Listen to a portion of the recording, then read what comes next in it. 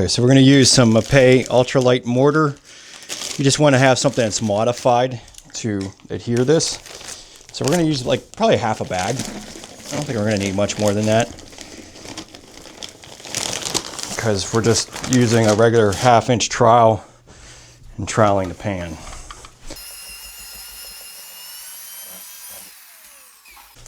All right, so you want to wipe down your surface, get all the dust off of it, kind of moisten the substrate a little bit. And I should mention, there's really no difference to the installation process between wood and concrete. The only thing you would do differently about concrete is obviously you have to bust out concrete to move your drain, patch that in, and then basically thin set over your concrete. And I would, you know, if you're trying to do this all in a day, which I'm trying to do, you would want to use some fast setting concrete when you go to move your drain. But everything that I just demonstrated is pretty much the same. It's just a little bit more work with concrete, just because you have to patch in the area after you get your plumbing set. And then obviously busting up the concrete is no fun either. But we're going to use a 1/2-inch by 1/2-inch trowel. And we essentially just want to trowel the ridges like we're setting one big piece of tile. And we'll back butter the pan before we go set it in.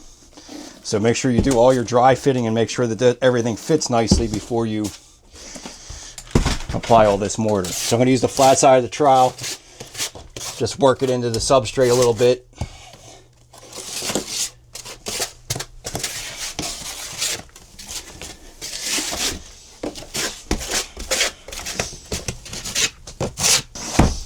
And just do directional troweling.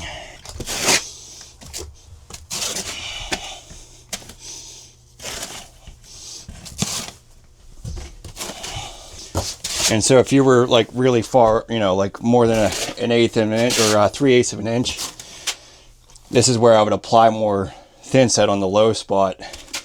Just try to build it up, because most thin sets you can build up like almost to 3/4 of an inch. So if you really wanted to float this out, you could. You can use a bigger trowel, whatever it takes. But I think using a fast setting floor leveler for something like that would probably be more efficient and a little bit easier to deal with. But subtleties like 1/4 inch, whatever, you can just build up a little bit more thin set where you need it. So just make sure that whole area is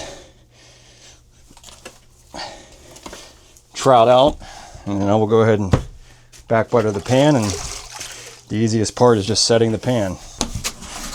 So this, you just want to use the back side of the trowel and just back butter it like you would a piece of tile.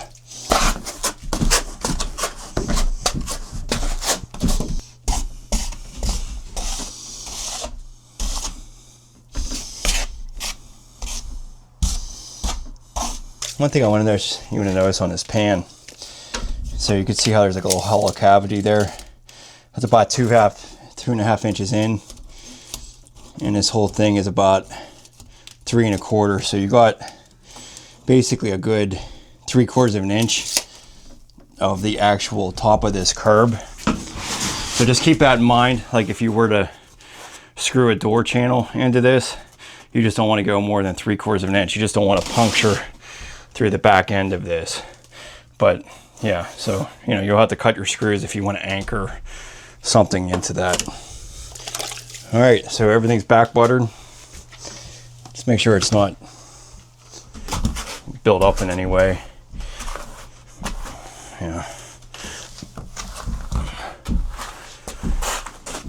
And this is another area, like if you were low on the back side, just shellac a little bit more thin set on there, help build it up. But since we're pretty level, we don't have to worry about that.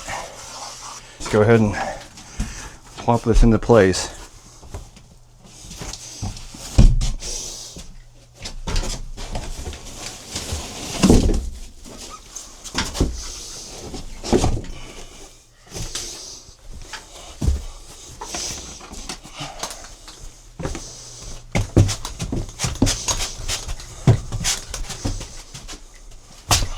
we're going to make this tight to the back wall because we want this 1/2 inch panel to meet up with our drywall here.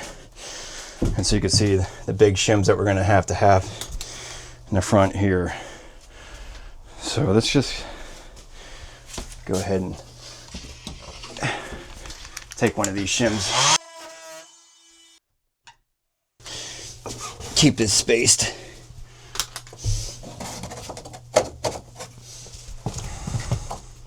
And you just go ahead and check your level. Pretty good.